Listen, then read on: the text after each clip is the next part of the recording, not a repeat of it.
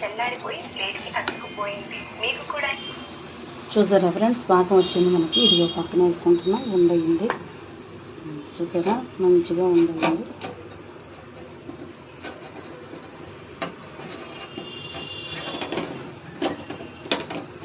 నీటిలో వేసుకుని బెల్లం చూస్తే ఇలా ఉండవుతుంది. ఇలా ఉండవుతే చూసారా ఎంత గట్టిగా ఉండయిందో. ఇట్లా ఉండైతే మళ్ళీ మనం ఏం చేస్తాం, ఇప్పుడు స్టవ్ ఆఫ్ చేసేసుకుని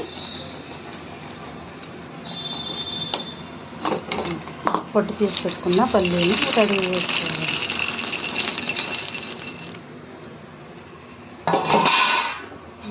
పల్లీ ఉండలు రెడీ.